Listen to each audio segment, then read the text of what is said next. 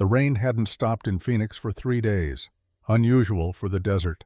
Unusual for October. But then again, nothing about the 4th floor of the Phoenix Fava Medical Center felt usual anymore. Room 402 smelled like dying, not the clean, antiseptic death of modern medicine.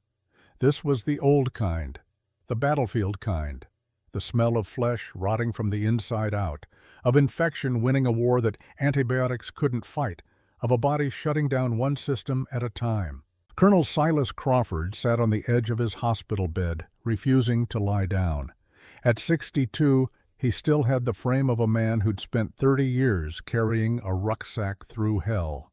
Broad shoulders, thick arms, a chest that had once been barrel-strong, now wrapped in loose skin that told the story of weight lost, muscle wasted, time stolen. His right leg was the problem. Wrapped in gauze that hadn't been changed in 6 hours, red streaks climbing toward his hip like poison vines. The septic infection that had started as a nuisance 3 months ago was now a death sentence, delivered in small print by doctors who looked at charts instead of eyes. Crawford stared at the door, waiting. He'd kicked out 5 nurses in 48 hours. The first one talked too much, chattered about her kids, her dog, the weather, as if small talk could fill the void where his Marines used to be. The second one smelled like vanilla, sweet, cloying. It reminded him of the candles his ex-wife used to burn before she left, before she realized that living with a ghost was worse than living alone. The third one cried, actually cried when Crawford yelled at her, tears streaming down her face as she backed out of the room, mumbling apologies. The fourth was a man, young, strong, confident. He lasted 12 minutes before Crawford accused him of having soft hands, hands that had never held a rifle, hands that had never packed a sucking chest wound with gauze while mortars fell like rain. The fifth tried to sedate him. That was a mistake. Crawford had thrown the syringe across the room. Security came. 2 guards in cheap uniforms, hands on their tasers, treating him like a threat instead of a soldier who'd bled for this country in 6 different countries across 4 continents. They didn't touch him. Something in Crawford's eyes made them stop. Now the room was quiet. The only sound was the hiss of the oxygen tank in the corner, the beep of the heart monitor, the rain against the window.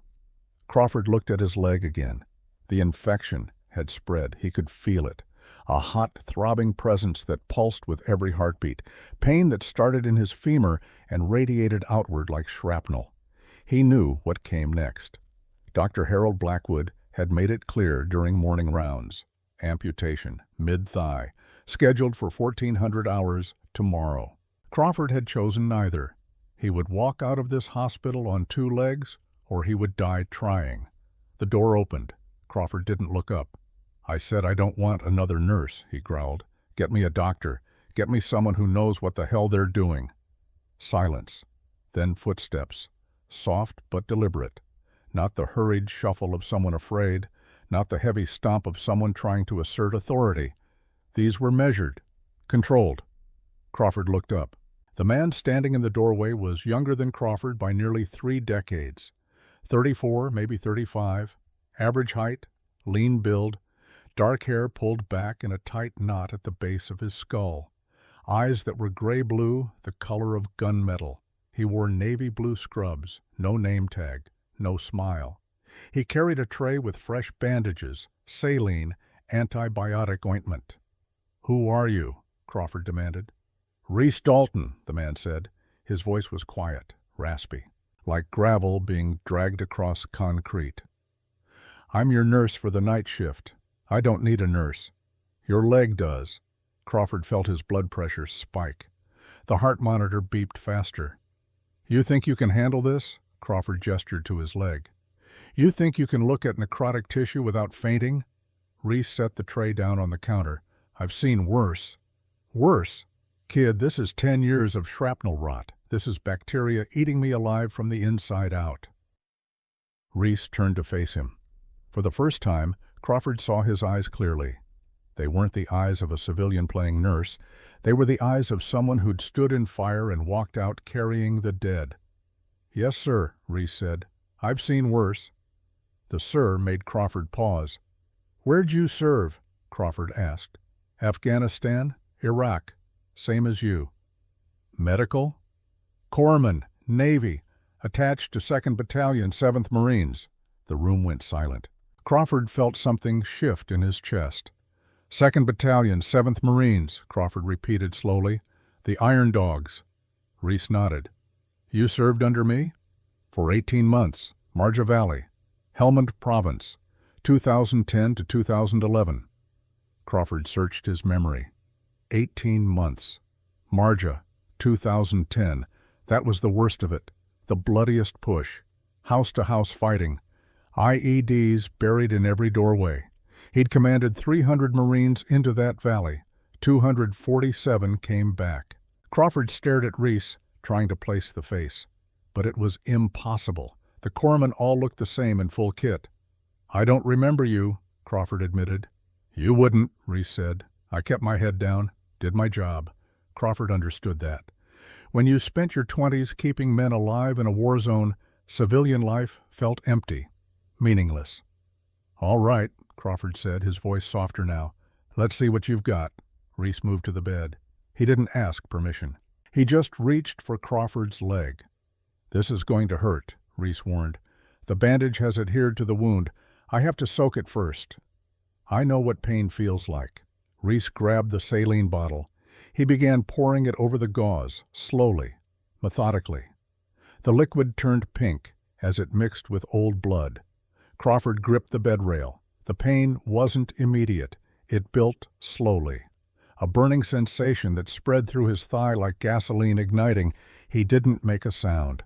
Reese worked in silence. His hands were steady, confident. He peeled back the outer layer of gauze, then the second, then the third. The smell hit like a physical force. Sweet, rotting, wrong. Crawford had smelled it before, on men who didn't make it home. "Talk to me," Reese said suddenly. "What?" "Distract yourself. Tell me about Marja." Crawford closed his eyes. "Marja was hell," he said through gritted teeth. "We went in blind. Intel said the Taliban had abandoned the city. Intel was wrong." Reese peeled another layer. "You lost men." 53, over 18 months. The final layer came off. Crawford looked down. The wound was worse than he thought. A crater in his thigh the size of a fist, the edges black with dead tissue, the center oozing yellow-green pus. Reese didn't flinch. He grabbed forceps, began debriding the dead flesh. Crawford's hand shot out. Instinct. Reflex. He grabbed Reese's forearm, gripped it hard enough to bruise.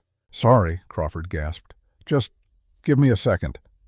"Take your time." Crawford focused on his breathing. His fingers dug into Reese's arm, and then he felt it. Something under the fabric of Reese's sleeve. A texture. Raised. Uneven. Crawford looked down at where his hand was clamped. The pressure had pushed Reese's sleeve up his forearm.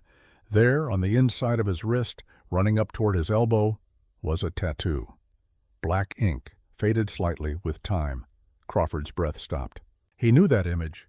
A skull wearing a shredded combat helmet, 2 K-bar knives crossed behind it, and underneath, in jagged Gothic script, 2/7 Iron Dogs. Guardian. Crawford's grip loosened. His hand fell away. "Where did you get that ink?" Crawford whispered. Reese pulled his sleeve down quickly. "Tattoo shop in San Diego," he said, not meeting Crawford's eyes. "Before I realized tattoos were a mistake." "You're lying."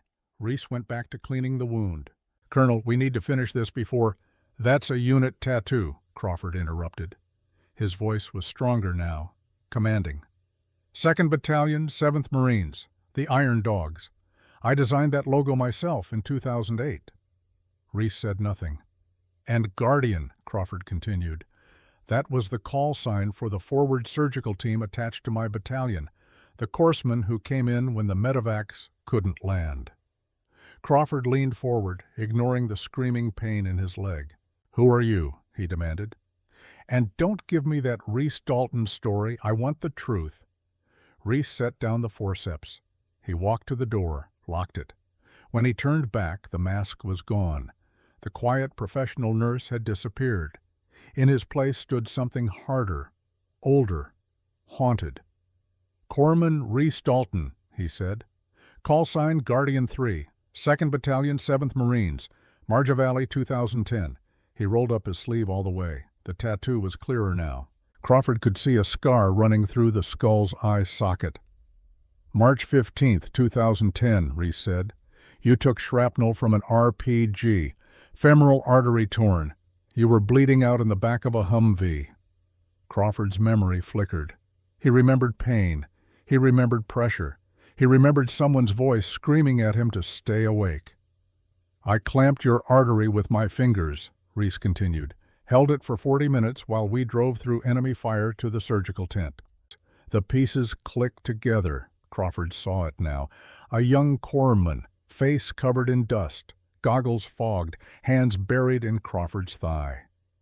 "You punched me," Crawford said slowly. "You kept trying to close your eyes. I had to keep you conscious." Crawford felt something break open in his chest. This wasn't just a corpsman. This was the man who'd saved his life. "I thought you died," Crawford said. His voice was rough. "Route, Michigan, 2013. They said the whole surgical team was KYA." Reese's jaw tightened. "Everyone else was, sir." The weight of those words settled over the room like ash. Crawford knew Route, Michigan. He'd approved that convoy route himself. "The IED was a daisy chain," Reese said quietly. 3 155mm shells, buried under the asphalt. The lead vehicle was vaporized. "How did you survive?" "I was in the second vehicle.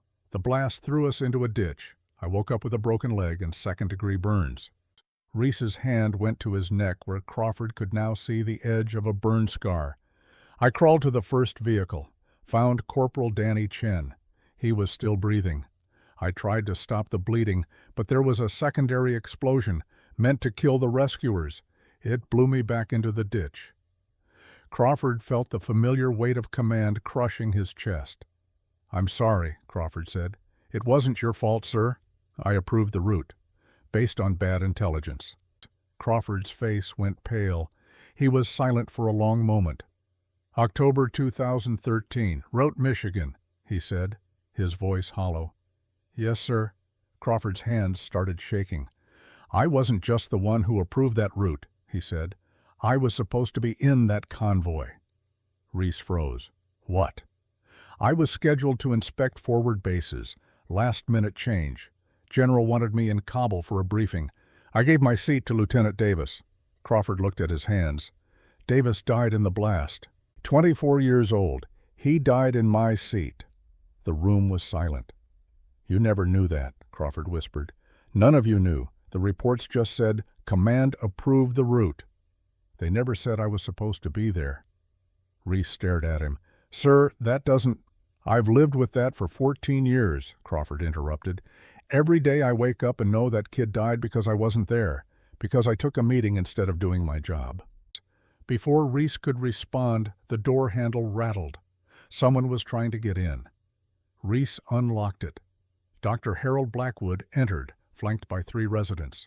He was 55, silver-haired, with the kind of face that looked expensive. He barely glanced at Crawford.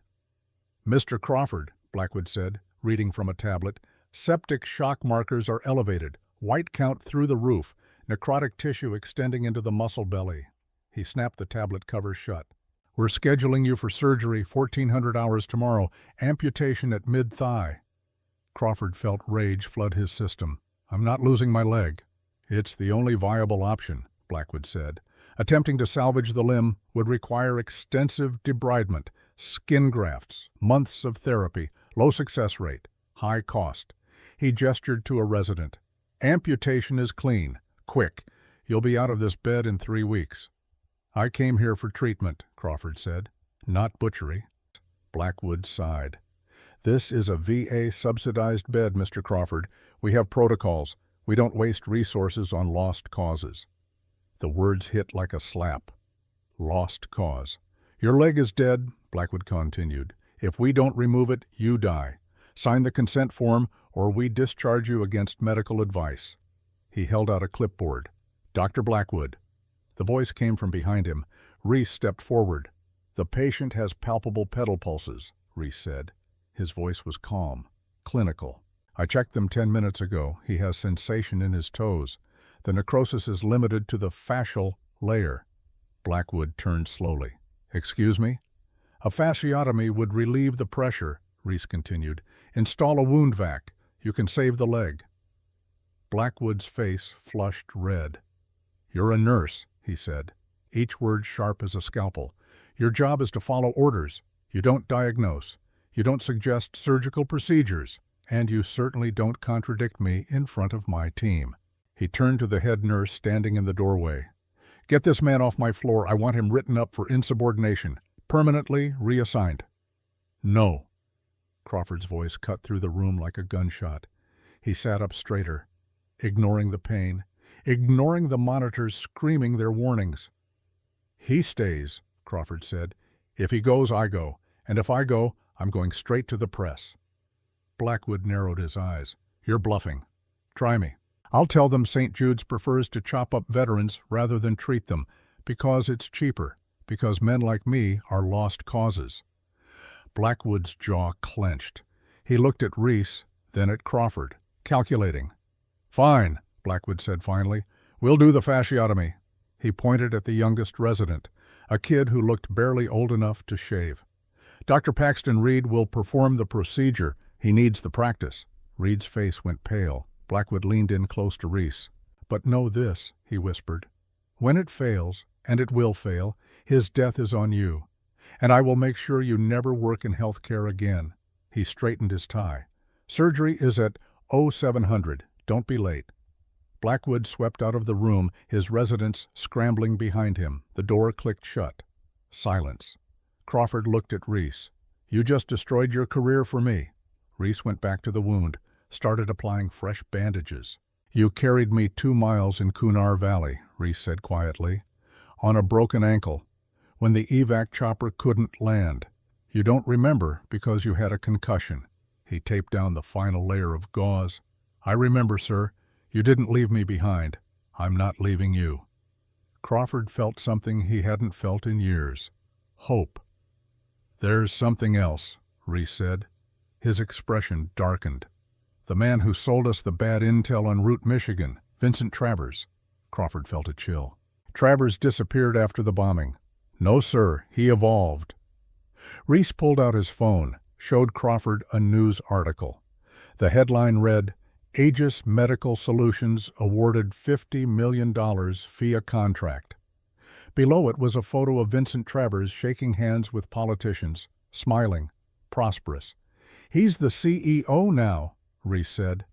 "His company sells prosthetics and medical equipment to VA hospitals." Crawford stared at the photo.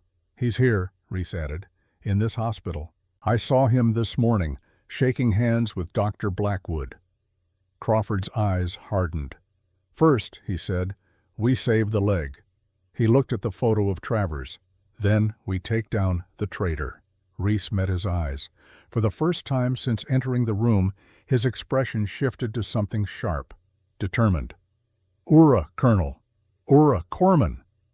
Outside, the rain finally stopped, but the storm was just beginning. The night shift at Phoenix 5th, a medical center, moved differently than the day. Quieter, darker, the fluorescent lights dimmed to half power. Just the essential personnel remained, nurses making rounds, orderlies emptying trash. Crawford didn't sleep. He sat in his bed, back straight, eyes fixed on the wall clock. 2,300 hours. Reese had left 30 minutes ago to finish his other patient rounds. But Crawford didn't need a nurse right now. He needed his Marines. Crawford reached for the phone on his bedside table. Hospital policy said no calls after 2,200 hours. But Crawford had never been good at following rules that didn't make sense. He dialed from memory. 3 rings. Then a voice, rough as sandpaper. "This better be important." "Garrett," Crawford said. "It's me." Silence on the other end. Then, "Colonel Crawford?" "The same." "Jesus Christ, sir. I heard you were in the hospital, bad infection. That's why I'm calling. Crawford heard movement, the creak of a chair.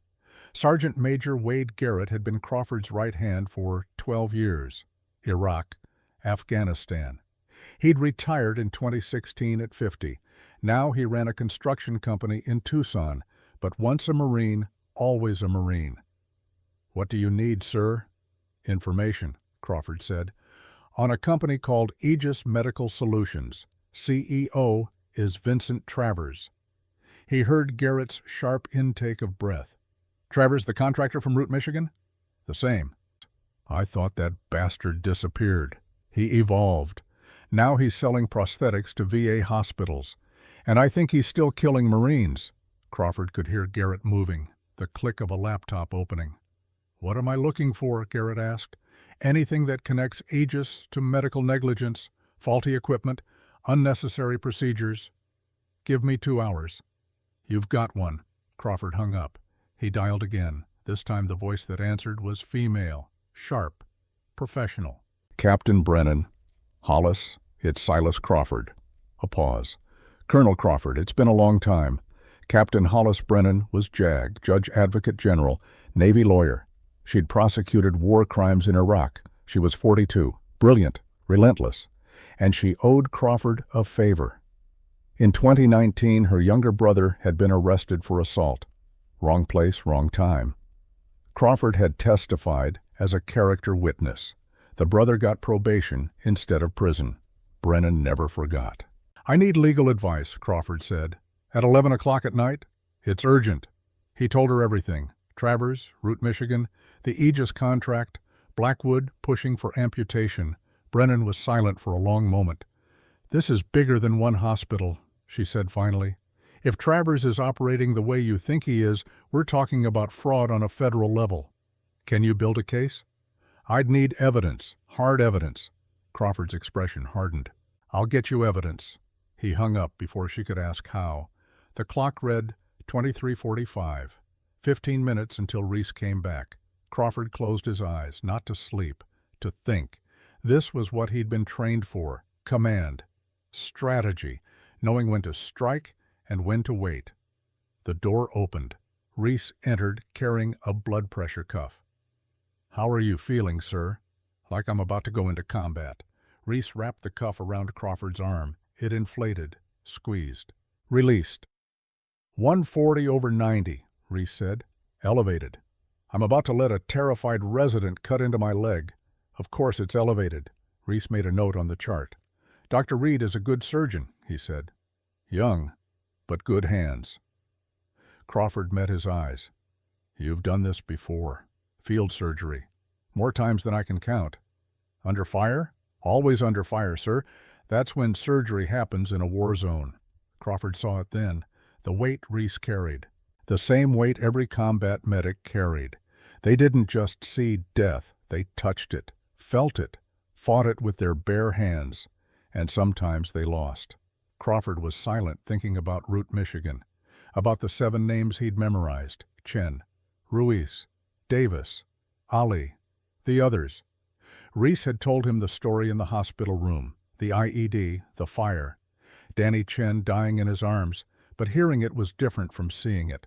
And now, looking at the man who'd crawled through hell and somehow survived, Crawford understood something he hadn't before. Survival wasn't the end of the war. It was just a different kind of battle. Travers needs to answer for what he did, Crawford said. He will, sir. We'll make sure of it. Crawford leaned forward. Tomorrow, during the surgery, I'll need your help. He outlined the plan. It was simple, elegant, and completely against hospital policy. But Crawford had never let policy get in the way of justice. The night was long. Crawford made his calls. Garrett, Brennan, set the pieces in motion. By 0200 hours, they had what they needed. Bank statements showing Travers' payoffs, medical records showing unnecessary amputations, testimony from 3 other surgeons who'd refused Blackwood's bribes. The evidence was damning.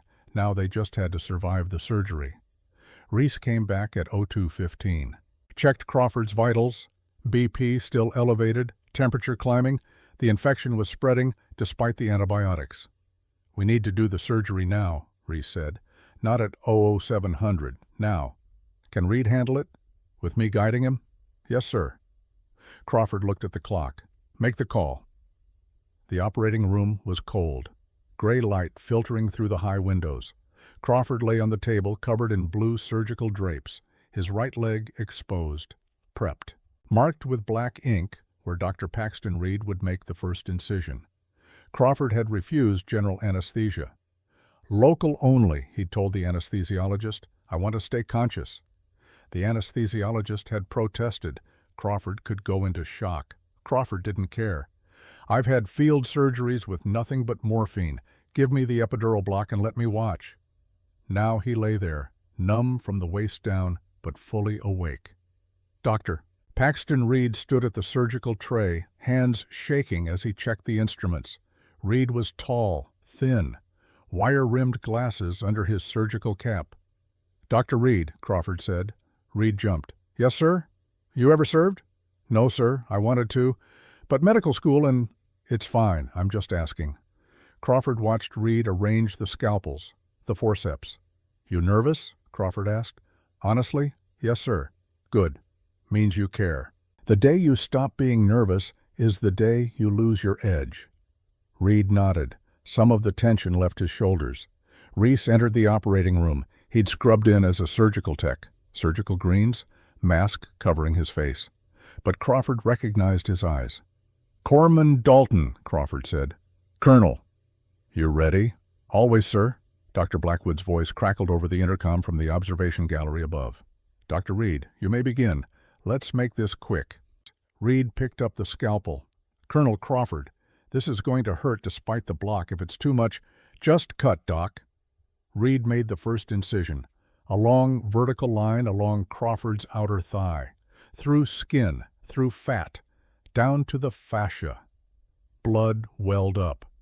Reese was there immediately with suction and gauze.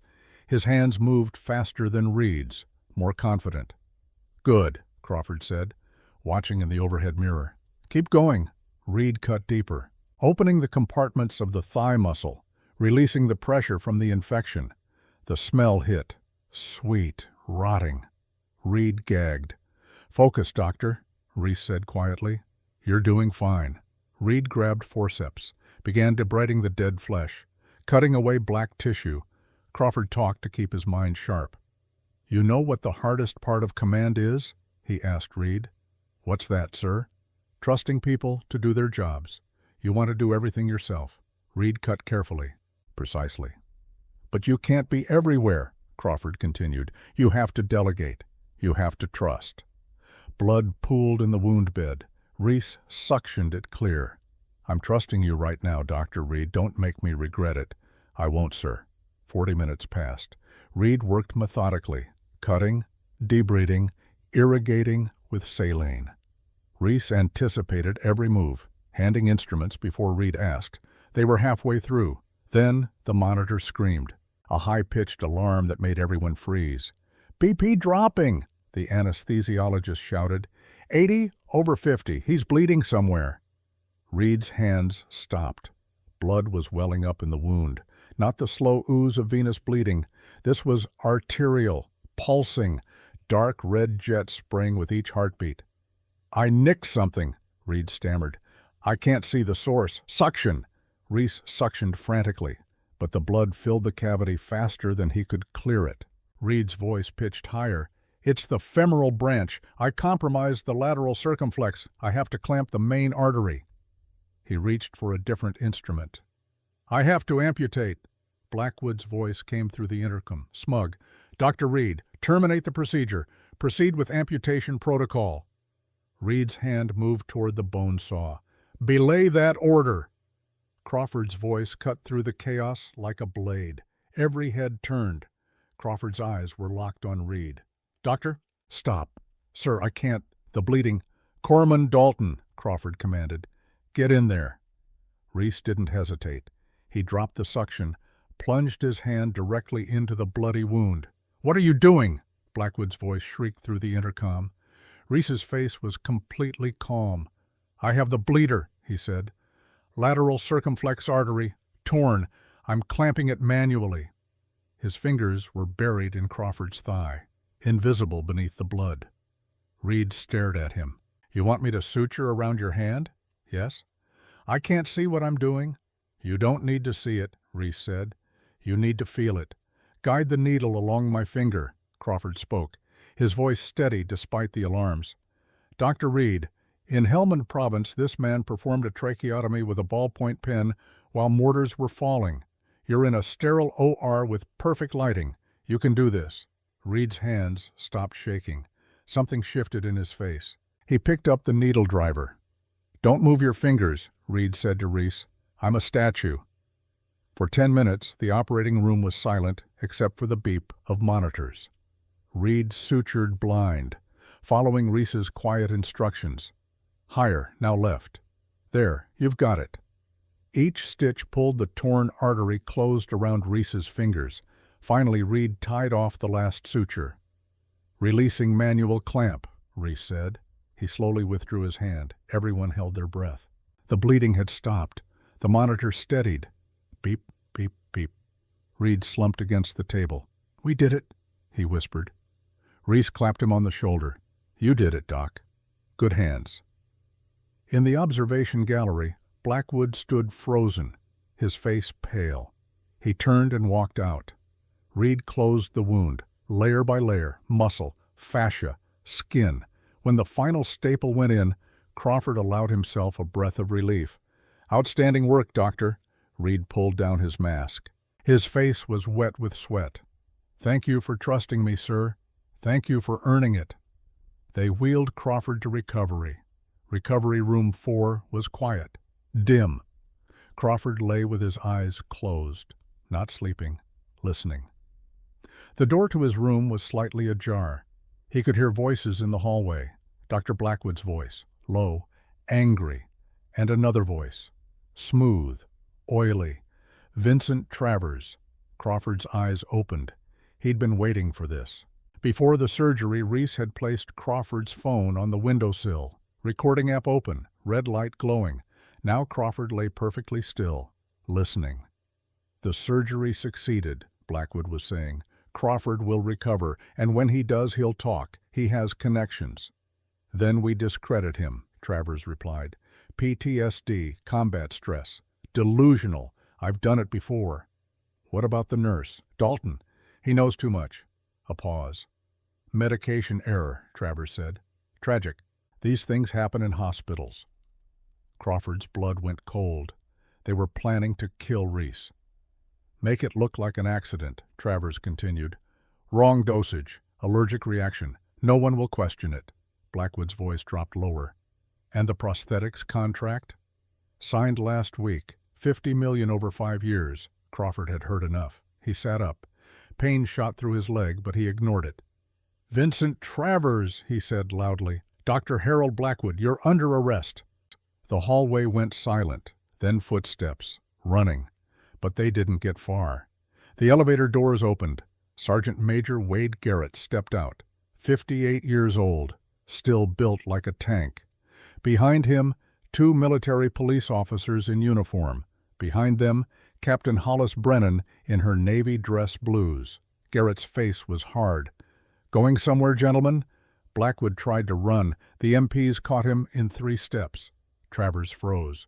Brennan walked past him into Crawford's room. She picked up the phone from the windowsill, stopped the recording. 4 minutes and 37 seconds, she said. Conspiracy to commit murder, fraud, racketeering. She looked at Travers through the doorway.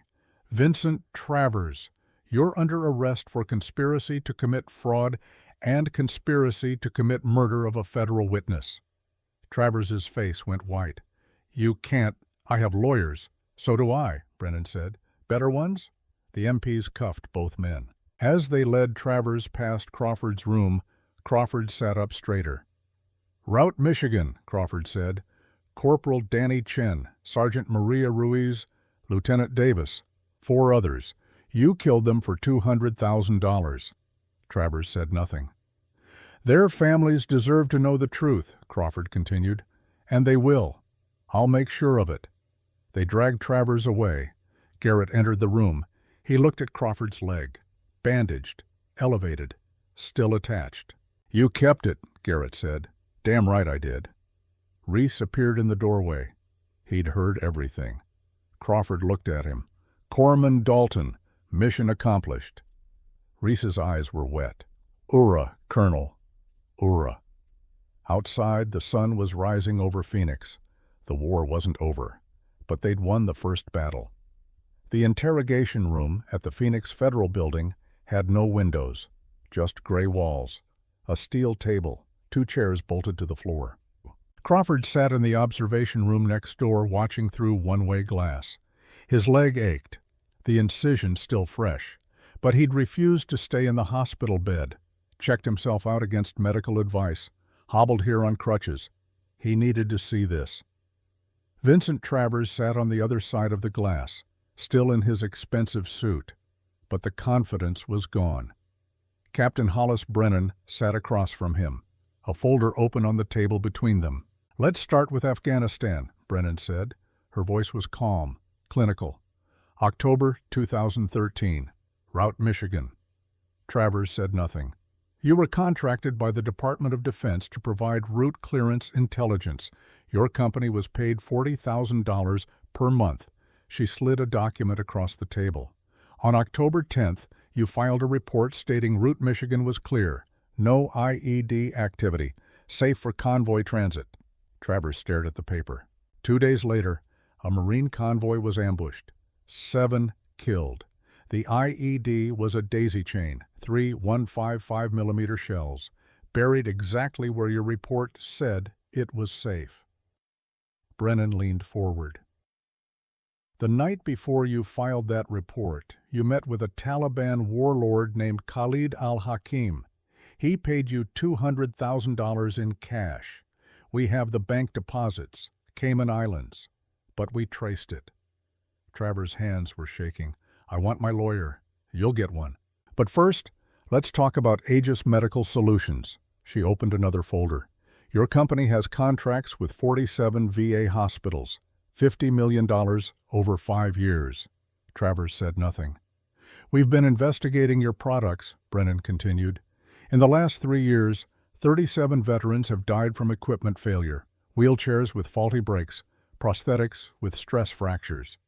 She slid a photograph across the table. "This is Sergeant Marcus Webb. Lost both legs in Kandahar. Aegis provided his prosthetics. The left ankle joint failed while he was crossing a street. He fell into traffic. Died instantly." Another photograph. "Staff Sergeant Linda Morales. Your company sold her hospital a defective surgical kit. During her gallbladder removal, a retractor snapped, lacerated her liver. She bled out on the table." More photographs, more names, more for deaths. 89 unnecessary amputations, Brennan said. "Recommended by surgeons on your payroll. You paid them $50,000 per month to push amputation over treatment." Travers slumped in his chair. "It was just business," he whispered. Crawford's hands clenched into fists. Just business. 7 Marines dead in Afghanistan, 37 more dead at home, all for profit. Brennan stood.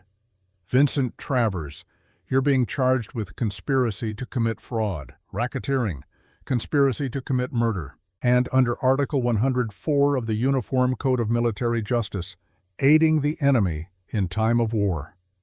Travers looked up, his face pale. "That's a capital offense," Brennan said. "You could face the death penalty." She closed the folder. "But if you cooperate, if you give us the names of every doctor, every administrator, every politician who helped you, we can talk about a deal." Travers started crying. Crawford stood. He'd seen enough. Sergeant Major Garrett was waiting in the hallway. "Feel better?" Garrett asked. "No," Crawford said, "but it's a start." They walked outside into the November afternoon. The desert air was cool, clean. "What happens now?" Garrett asked. Crawford looked at the sky. "Now we heal." 6 weeks later, Crawford stood in front of a mirror. Physical therapy room. Phoenix FIV, a medical center. Same hospital, different floor. He was walking. No crutches, no wheelchair, just a cane, polished black wood, silver eagle head handle. His right leg was stiff, the scar tissue tight. He'd never run again, never jump out of helicopters, but he was walking. Reese stood behind him, watching. "How's it feel?" Reese asked. "Like I earned it." Crawford took 3 steps. 4, 5. The leg held. "Dr. Reed did good work," Reese said. "You both did." Crawford sat down on the therapy bench. His leg was shaking. Muscle fatigue. Reese handed him a bottle of water. "I got a call from the commandant yesterday," Crawford said. "About what?" "He wants me to testify before Congress. Senate Armed Services Committee. They're investigating the Aegis contracts." Reese nodded. "You going to do it?" Crawford took a long drink of water. "I've spent 30 years fighting," he said. "Maybe it's time to build something instead." He looked at Reese. "I'm retiring, for real this time. I've got my pension. Book deal came through." Crawford set down the water bottle. "I'm thinking about opening a facility. Transition program for combat medics, corpsmen, people struggling with what they saw." Reese was quiet for a moment. "You're talking about a PTSD treatment center. More than that, job training, education, mental health, a place where warriors can become civilians without losing who they are." Crawford met his eyes. "I'm calling it Guardian House." Reese's breath caught. "After my call sign. After every corpsman who saved a Marine's life. You're all guardians." Crawford stood, leaned on his cane. "I want you to run it, medical director." Reese shook his head. "Sir, I'm just a nurse." "You're more than that. You're a leader. You just haven't had the chance to lead." Crawford put a hand on his shoulder. "Help me build this." Reese looked at the floor. When he looked up, his eyes were wet. "When do we start?" The VFW Hall on 4th Street hadn't changed in 20 years. Same faded American flag hanging over the door, same cigarette-burned carpet, same smell of beer and old leather. But tonight, it was packed. The annual reunion of the 2nd Battalion, 7th Marines, 200 men, some young, some old, all warriors. Crawford stood outside in the parking lot, leaning on his cane, staring at the door. For years he'd avoided this reunion. He couldn't face the men he'd led, the ones who'd come home broken. He'd failed them. That's what he'd believed. But now, standing here with his legs still attached and a mission in his heart, he understood something different. Failure wasn't losing men. Failure was giving up on the ones who survived. Reese pulled up in his truck, got out, walked over. "You ready, sir?" "No," Crawford admitted, "but let's do it anyway." They walked to the door together. Crawford pushed it open. The room went silent. Every conversation stopped. Every head turned. Sergeant Major Garrett stood at the bar. His voice rang out. "Attention!" 200 Marines snapped to their feet. The silence was absolute. Crawford stood in the doorway, his cane in his right hand. He cleared his throat. "At ease." The room erupted. Men rushed forward, shaking his hand, clapping his back. But Crawford held up his hand. "Wait, I need to say something." The crowd settled. Crawford walked to the center of the room, each step deliberate, painful, earned. "I owe you all an apology," he said. Confused murmurs. "Route, Michigan, October 2013. I approved that convoy route. Bad intelligence. 7 good men died because of my decision." He looked around the room. "I've carried that for 14 years. I thought I wasn't worthy to stand here." His words came rough, forced through the tightness in his throat. "I was wrong." Sergeant Major Garrett stepped forward. "Sir, with all due respect, you didn't fail us." Other voices joined in. "You taught us to fight. You brought us home. You visited me in Bethesda for 6 weeks. One by one, Marines stood, sharing stories. The colonel who'd attended their weddings, who'd held their children, who'd written recommendations, who'd made phone calls, not because he had to, because he was their commander. And a commander never stops leading. Crawford felt something break open in his chest. This was his legacy, not the battles won, the men standing in this room, alive, fighting, healing. "There's someone I want you to meet," Crawford said. He gestured to Reese. "This is Corpsman Reese Dalton, call sign Guardian 3. He served with us in Marja." Reese stepped forward, nervous. "Most of you don't remember him," Crawford continued. "He kept his head down, did his job, saved lives without asking for credit." Crawford's voice grew stronger. "2 months ago he saved mine.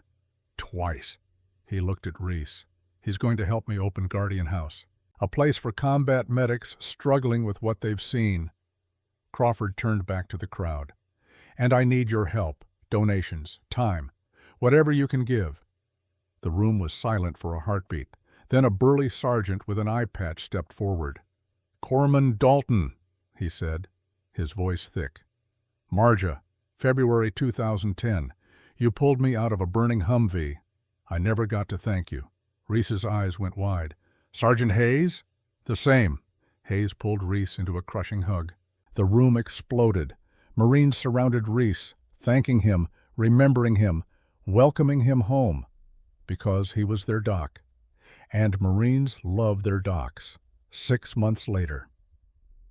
The sun rose over Guardian House, a converted warehouse in South Phoenix, freshly painted, solar panels on the roof, garden in the courtyard. Inside 20 beds, therapy rooms, classrooms, a commercial kitchen. Outside a sign, "Guardian House, in memory of those who saved us." Crawford stood at the entrance in a dark suit. No cane today. His leg had healed enough. Reese stood beside him in slacks and a button-down shirt, medical director badge clipped to his belt. A small crowd had gathered, veterans, families, local press. Crawford held a pair of scissors, red ribbon stretched across the door. 18 months ago, Crawford said, I was ready to die in a hospital bed, angry, alone. He looked at Reese. Then my corpsman reminded me that the war isn't over until we stop fighting for each other. He cut the ribbon. The crowd applauded. Inside, their first resident was waiting, Dr. Paxton Reed, 29 years old, brilliant surgeon, suffering from PTSD after witnessing the corruption. Crawford walked up to him. Dr. Reed, welcome home. Reed's eyes were red, exhausted. I don't know if I can do this, Colonel. I know, Crawford said gently. I've seen them too. The ghosts. The what-ifs. He put a hand on Reed's shoulder. You saved my leg, Doc. Let me save you. Reed nodded. Reese led him to his room. Crawford walked to his office. Small, simple, a desk, a window overlooking the courtyard. On the wall, a photograph. 2nd Battalion, 7th Marines, Marja Valley, 2010. Crawford in the center, younger, harder, surrounded by his Marines. He sat down, rolled up his sleeve. On his right forearm, freshly healed, was a new tattoo, black ink. Bold lines, a skull wearing a shredded combat helmet, 2 K-bar knives crossed behind it, 2/7 iron dogs, Guardian, identical to Reese's. Crawford traced the design with his finger. His phone buzzed. A text from Captain Brennan. Travers convicted. Life without parole. Blackwood got 20 years. 43 other doctors indicted. Full congressional investigation launched. Crawford set down the phone. Justice. He looked out the window. In the courtyard, Reese was talking with Dr. Reed, walking him through the garden. Crawford's expression softened. He'd spent 30 years teaching Marines to fight. Now, his phone rang. Unknown number. Crawford answered. Colonel Crawford? A young voice, shaking, desperate. My name is Corporal Jason Webb.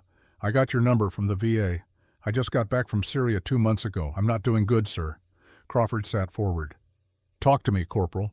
I can't sleep. Every time I close my eyes, I see... The voice broke. My buddy stepped on an IED. I tried to save him. I had my hands inside his chest. I felt his heart stop. Crawford closed his eyes. He knew that feeling. Where are you right now? Crawford asked. My apartment. Tempe. I've got my service weapon. I keep thinking maybe it would be easier to just... Stop, Crawford commanded, full colonel voice. You listen to me, Marine.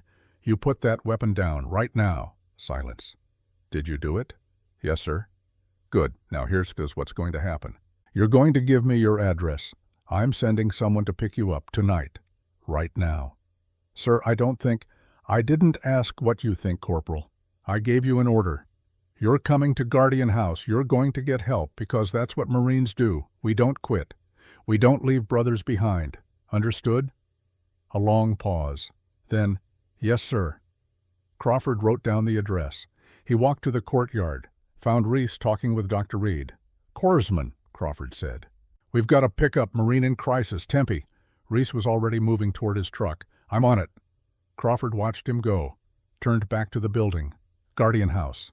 20 beds, 19 empty. Not for long. He touched his tattoo. 2/7 Iron Dogs. Guardian. This was the mission now. Not fighting wars, fighting for the warriors who came home. One call at a time. One life at a time. One guardian helping another. Crawford walked back inside. There was work to do. And for the first time in 30 years, he wasn't tired. He was ready. The ghosts weren't haunting him anymore. They were standing with him, Semper Fi. Always faithful, always forward, always guardians.